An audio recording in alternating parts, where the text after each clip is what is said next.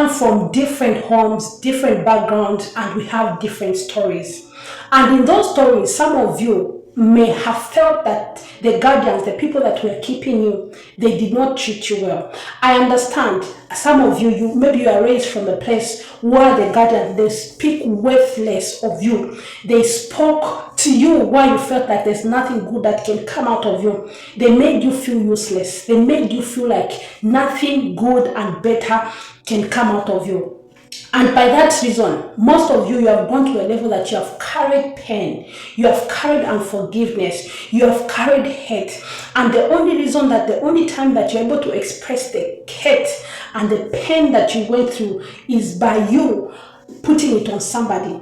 Some of you have suffered and God has brought you forth. God has delivered you. Your life is changed. You now live better. You smell good. You eat well. You sleep well. But the fact that there's something that is going on in your heart that you have not healed from the past. You have not healed from the words that you used to hear consistent. It's not your fault, but it only becomes your fault when you continue going back to the old. You're going to continue picking the old pieces and holding them in your heart. Do you know the person that suffers if you don't heal is somebody who's next to you?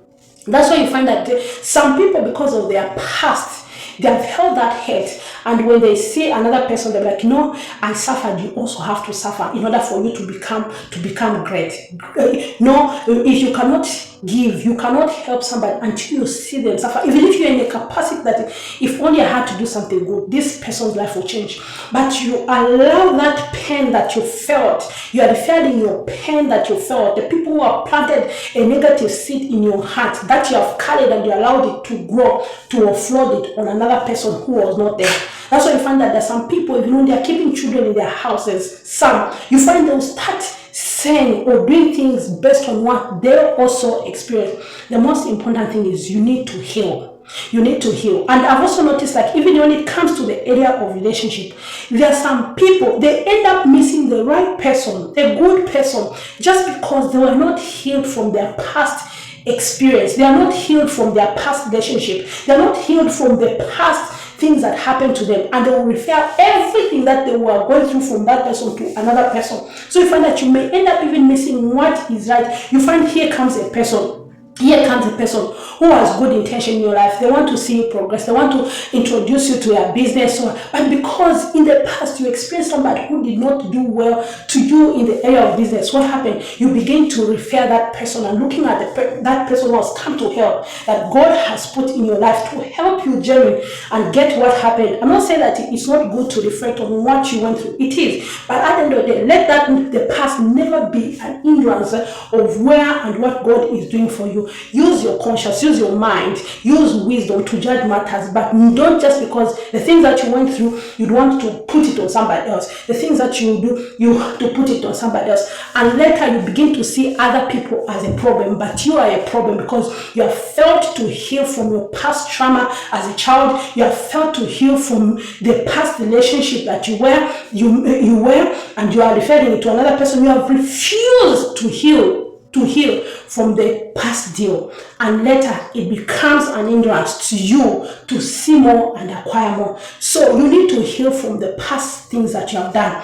that you went through, for the sake of others and even for the sake of yourself, because you end up missing the right ones because you're trying to refer on the past failures that you went through. Let your past be a difference of like, I can do better and I can make the right decision in order for me to acquire something new, in order for me to be a good parent, in order for me to be a good wife, in order for me to be a good husband, in order for me to be a good business partner, in order for me to be a good sister, a good daughter. So allow the past to remain, and what you learned in the past, let it build you up for what you are yet to experience in the future.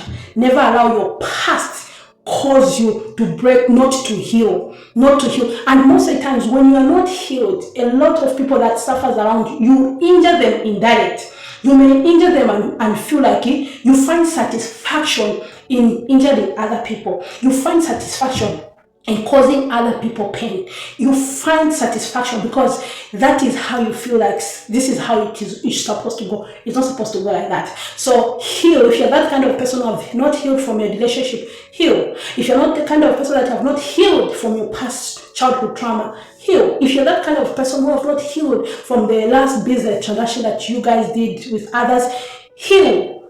That is not for anybody, but it is for you. Because if you don't, it becomes an hindrance to even the genuine people that are going to come in your life. Forgive your guardians, forgive your parents, forgive your ex-boyfriend, forgive your ex-girlfriend, forgive everyone, forgive your partner, forgive your business partner, your ex-business partner, and move on.